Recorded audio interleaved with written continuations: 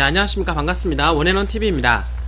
자, 오늘은 여러분들하고 가장 흥미로운 주제가 될 것 같습니다. 죽은 자는 어디로 가는가 라고 하는 이제 주제가 되겠는데요. 성경에서 일전에 제가 여러분들하고 요한복음 5장 28절 29절 이렇게 말씀을 할 때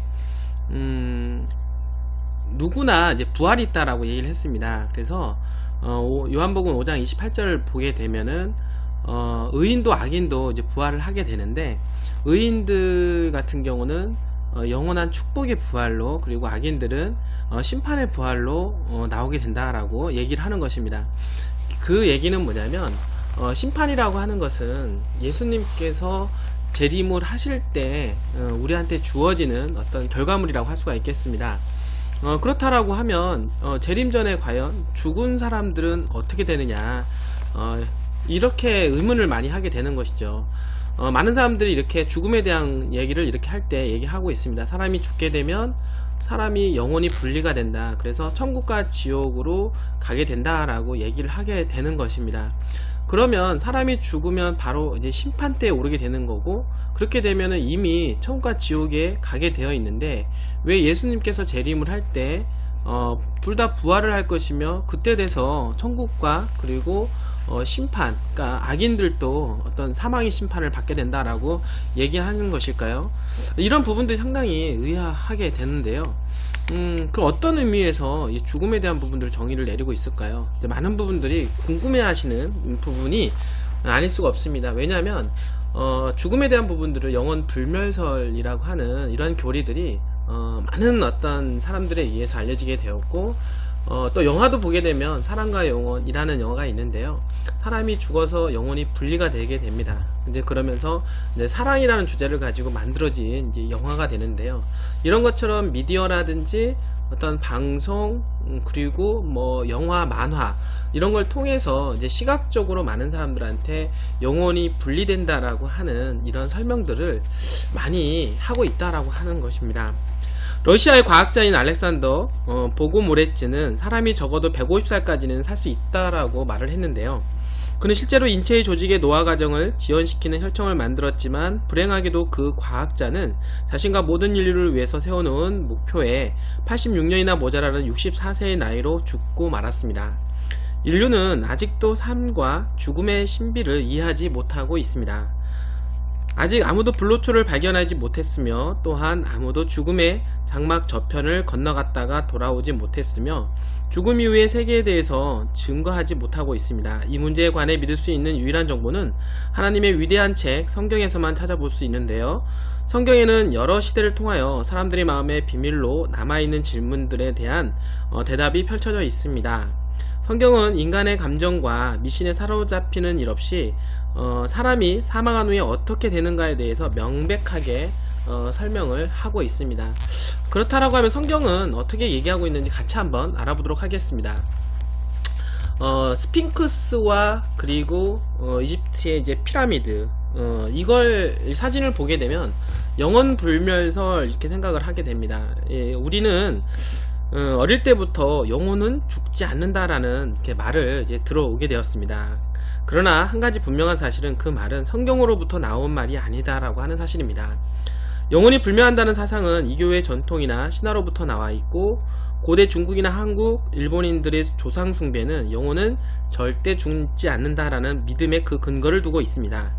이집트의 피라미드에 있는 상형 문자들을 살펴보면 영혼이 불멸한다라는 교리가 고대 이집트인들이 섬기던 태양신의 종교에 근거하고 있음을 알게 됩니다. 인도에서는 힌두교인들이 영혼의 윤회설을 깊이 믿고 있습니다. 암흑대륙인 아프리카의 부두교는 영혼이 죽지 않는다라는 개념을 근거로 갖가지 의식들을 행하고 있는데요. 모든 이방 종교는 영혼이 결코 죽지 않는다라고 믿고 있는 것입니다. 정말 영혼은 정말 죽지 않는 것일까요?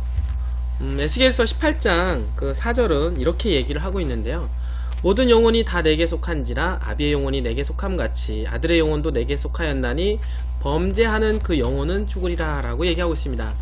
결국에는 죄를 범한다, 죄를 범하는 그 영혼은 죽는다라는 얘기를 하고 있는 것이죠.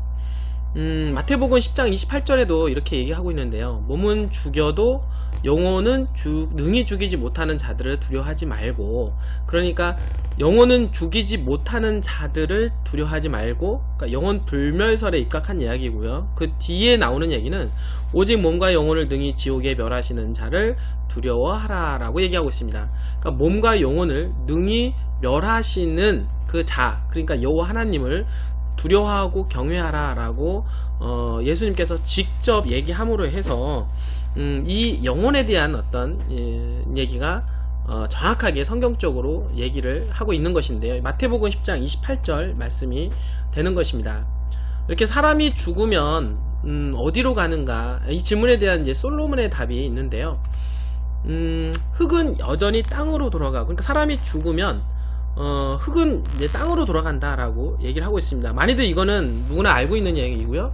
근데 그 이후에 이렇게 나와 있습니다. 신은 그 주신 하나님께로 돌아가기 전에 기억하라라고 그 전도서 12장 7절은 말씀하시는데, 여기서 말하는 그 신이라고 하는 이 말씀은 영이라고도 성경에는 쓰여져 있고, 푸뉴마, 뭐 푸슈케 이런 어떤 용어로도 이제 많이 쓰여져 있다라고 하는 것입니다. 근데 우리 한글 성경에서 보면은 신과 영과 호흡, 이렇게 이 세 가지의 단어로 쓰여져 있다 보니까 많은 분들이 이제 헷갈려 하시는 경우가 많이 있다라고 하는 것입니다. 어떨 때는 신을 신이라고 하기도 하고 영이라고 표현하기도 하고, 또 어떨 때는 호흡이라고 이렇게 쓰게 되는데, 다 같은 하나의 뜻을 가지고 용어를 가지고 이렇게 세 가지 단어 이상으로 쓰다 보니까 한글 성경을 보시는 분들은 그 영에 대한 개념이 좀 헷갈려 하시는 게 많은 것 같습니다. 왜냐하면 우리 한국 사람들 같은 경우는 그 영혼에 대한 얘기, 예전부터 이제 조상신을 많이 믿어왔고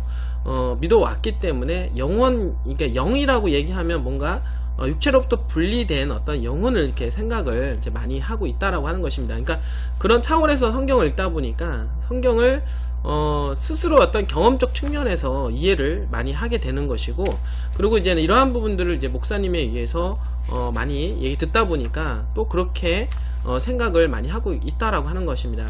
사람이 죽으면 그의 몸은 흙으로 돌아가고 그의 신은 하나님께로 돌아간다라고 하는 것입니다. 그렇다라고 하면 사람의 영이 하나님께로 돌아간다라는 말은 과연 무슨 뜻일까요? 우리는 이 질문에 답하기 위해서 일단은 사람이 무엇으로 만들어졌는지 창조의 때로 돌아가 보아야 할 것입니다. 그러니까 사람이 만들어지는 어떤 과정을 보게 되면 사람의 어떤 죽음의 과정도 이해를 할 수가 있다라고 하는 것입니다. 이제 인간 최초로 이제는 아담이 이제 창조가 되었는데요.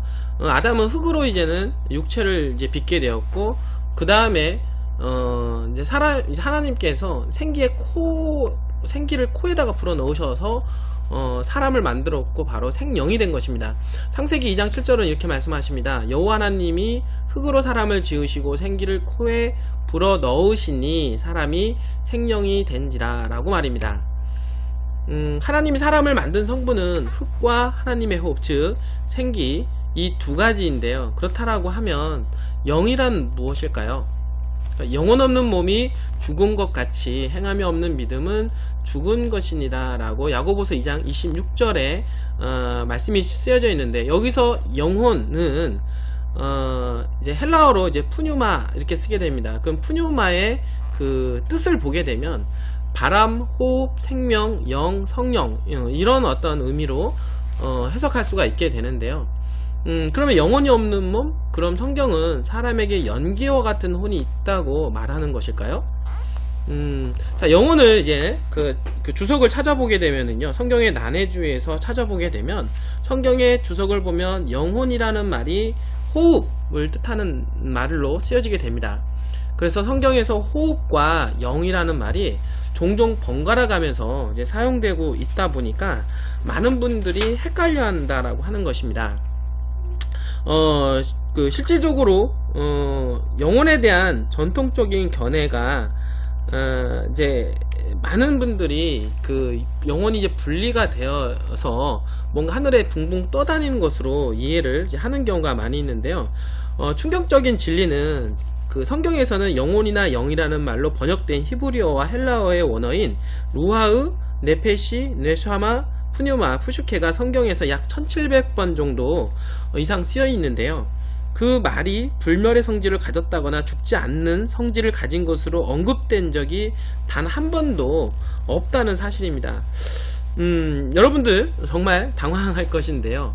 여러분들이 생각한 거하고 완전히 정반대라고 하는 것입니다. 욥기서 27장 3절은 이렇게 말합니다. 나의 생명이 아직 내 속에 완전히 있고 하나님의 기운이 오히려 내 콧구멍에 있느니라 라고 하고 있습니다. 욥이 한 말인데요. 그럼 여기서 나의 생명은 이제 호흡이라고 할 수가 있겠고, 그 다음에 하나님의 기운, 이제 영이라고 하는데요. 이것을 내 콧구멍에 있다 라고 지금 욥은 말하고 있습니다. 또 주께서 저희 호흡을 취하신 즉 저희가 죽어 본 흙으로 돌아가나이다. 주의 영을 보내어 저희를 창조하사. 시편 104편 29절 30절 말씀입니다. 여기서도 보시면은 이제 호흡을 취하신다 이렇게 얘기 나왔습니다. 호흡을 취하시고 흙으로 돌아간다 라고 얘기가 나오고 있는 것입니다. 그러면 사람이 죽으면 주께서는 호흡을 취하신다 라고 하셨지 영혼이 분리가 된다라는 말이 있는 것이 아닙니다. 그런데 간혹 그 영이라고 이렇게 한국어로 번역이 돼 있다 보니까 여기도 보면 주의 영을 보내사 이렇게 영을로 이렇게 표현이 돼 있다 보니까 많은 분들이 이제는 헷갈려 하신다라고 하는 것이고요. 그 해석할 때 원래 원어는 방금 전에도 이제 말씀을 했던 대로 그 히브리어와 헬라어인 루아우, 네페시, 그 네샤마, 푸뉴마, 이제 푸슈케 이런 말들인데, 이런 말들 자체를 해석을 할 때 영, 신, 그 다음에 호흡 이렇게 번갈아가면서 해석을 하다 보니까 많은 분들이 성경을 보면서 헷갈려 한다라고 하는 이런 부분들이 있다는 것입니다. 그럼 여기서 주의 영을 보내어 저희를 창조하사 라는 뜻은 어떤 의미일까요? 이거는 생기에다가 코를 불어넣었다 라는 얘기로 받아들이면 될 것 같습니다. 죽은 자의 영, 죽은 자의 호흡은 하나님께로 돌아가는 것입니다. 그러니까 하나님께로 이게 영혼이 분리돼서 그 영혼이 하나님께 돌아가는 것이 아니라 하나님의 주신 이 생기, 코에 주신 그 호흡이 하늘나라로 하나님께로 다시 돌아간다라고 여러분들은 이해를 하셔야 되는 것이 맞다라고 하는 것입니다.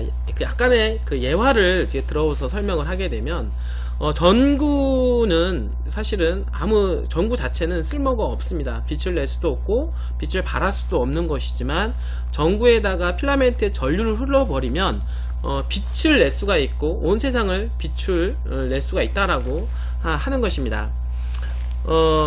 이와 마찬가지로 사람은 이제 흙으로 빚어졌는데 흙 자체로서는 어떻게 쓸 수가 없다는 것이죠. 근데 흙에다가 하나님의 호흡을 불러일으키게 되면, 호흡을 넣어주시게 되면 방금 전에 전구의 전류를 흘러놓은 것처럼 빛이 발하는 것처럼 사람 또한 마찬가지로 살아있는 영혼, 즉 생명이 된다라고 하는 것이죠. 반대로 그 전류가 흐르는 그 전구에 전류가 끊기게 되면은 빛이 이제는 빛이 나오지 않게 되는 것처럼 사람 또한 마찬가지로 호흡이 끊어지면 사람은 육체, 즉 흙으로 돌아간다 라고 여러분들이 이해를 하시면은 될 것 같습니다. 자, 이렇게 해서 오늘 여러분들하고 사람이 죽게 되면 어떻게 될 것인가, 이런 부분을 어떤 주제를 가지고 같이 여러분들 알아보고 있는데요. 다음 시간에 이어서 성경에서 그러면 사람이 죽은 상태에 대한 얘기들이 많이 나오고 있습니다. 그러면 성경에서는 어떻게 나오는지에 대해서 여러분들하고 연구하는 시간을 좀 계속해서 가져보도록 하겠습니다. 사실은 이 부분들은 상당히 이제 중요한 부분이라고 할 수가 있겠는데요. 방금 전에도 여러분들한테 그 말씀을 제가 들었던 것처럼 그 성경에서 보면은 요한복음 5장 여러분들 28절 29절을 이렇게 보게 되면, 이를 이상하게 여기지 말라. 무덤들 속에 있는 모든 자들이 그의 음성을 들을 때가 오나니 선을 행한 자는 생명의 부활로, 악을 행한 자는 저주의 부활로 나오리라 라고 얘기하는 것입니다. 그러면 사람이 죽자마자 천국과 지옥에 가서 이미 심판을 받은 상태라고 하면 굳이 여기서 성경에서 말하는 것처럼 선을 행한 자는 생명의 부활로 나온다라고 했고, 그 다음에 악을 행한 자는 저주의 부활로 나온다라고 했습니다. 그런데 언제? 예수님께서 재림을 할 때를 얘기하는 것입니다. 그때 가서 심판을 통해서 생명과 그 다음에 저주의 부활로 나뉘어진다라고 얘기를 하는 것이지, 사람이 죽고 나서 어떻게 바로 천국과 지옥에 간다라고 하는 것이 아닙니다. 천국과 지옥은 바로 죽고 난 다음에 있는 것이 아니라 예수님께서 재림을 할 때 비로소 천국과 지옥이 열리게 된다라고 말씀을 여러분들한테 드릴 수가 있겠습니다. 사람은 본인들의 어떤 죄로 인해서 이제 죄를 범하게 됨으로 해서 거기에 대한 심판을 받게 됐는데요. 하나님 예수 그리스도를 믿음으로써 우리는 그 심판대에 올랐을 때 우리는 생명의 부활로 나오게 되는 거고, 그리고 예수님을 믿지 않는 사람들은 바로 심판의 부활, 그러니까 저주의 부활로 나오게 되는 것이고, 다시 부활이 되어서 둘째 사망에 이르는 것이 바로 지옥불 심판을 얘기를 하게 된다라고 하는 것입니다. 그러니까 이런 부분에 대해서 좀 더 여러분들하고 성경을 이해를 하고 공감하면서 같이 한번 이해를 하도록 하고요.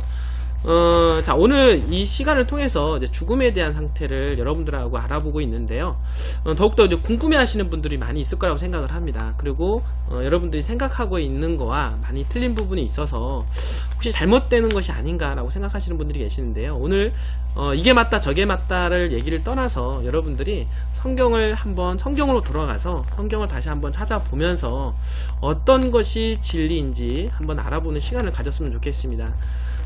사실 이게 중요한 거는 하나님의 이 진리는 사실은 여러 개가 아닐 것입니다. 진리는 하나일진데, 그리고 진리로 너희를 자유케 하리라 라는 말이 있듯이 하나님의 영, 하나님의 씨가 들어갈 때 하나님의 성령의 열매가 맺힐 것으로 알고 있습니다. 여러분들 이 시간을 통해서 온전한 진리를 찾아가기를 바랍니다. 끝까지 시청해 주셔서 여러분들 감사합니다.